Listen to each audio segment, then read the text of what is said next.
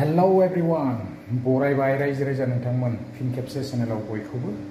तो सुंद अपडेट्स लानानै फिन खेबसे चेनेलाव फैफिनबावनाय जाबाय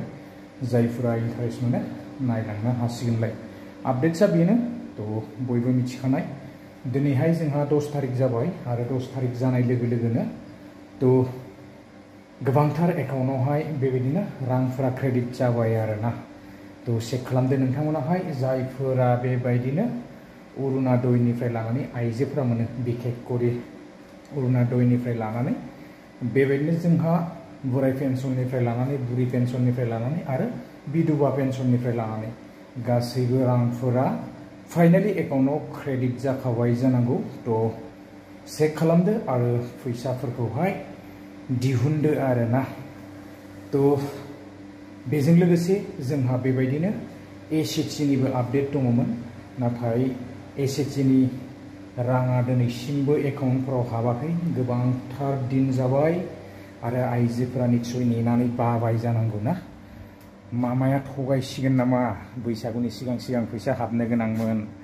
दासिमबो माने फैसायानो हाबा ना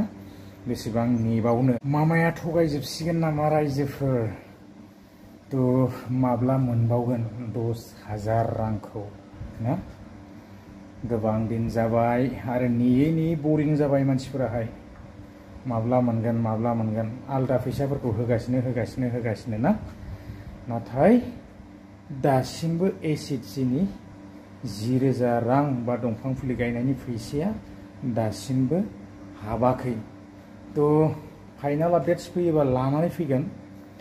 नाथाय माब्ला हाबगोन आरो डाइरेक्ट फान्ड ट्रेन्सफार जागोन ना चेक होगोन बर्तमान जेबो मिथिथ'आ आपडेट्स फैयोब्ला लानानै फैगोन निश्चय डाइरेक्ट एकाउन्टआव हाबगोन जानांगौ ना बेबायदिनो दिनैथ' 10 तारिख फैबायानोखा 10 तारिखआवबो जायासै आरो 11 तारिखआवबो जायाबा 12, 13, 14, 15 तारिख मोनफैबाथ' आरो बैसागुआनो गोलैहैबाय बैसागुआवथ' बन्दसो थासिगोन माथो ना तो फैसाया हाबनाय नंला नामा थेवबो सिन्था खालामनो गोनां गैया जायफोरना नामफोरा दंखायो ना तो मोनगोन निश्चय सानसेब्लाबो बिदिब्ला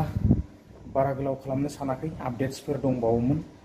उननि नेक्स्ट भिडिअआवहाय आङो लाबोनो सेस्था खालामगोन दा बारा गोलाव खालामला भिडिअखौहाय बेसेखिनियानो आपडेट्सआहाय बाय बाय नेक्स्ट भिडिअ लोगो मोनगोन गोजोन्थों।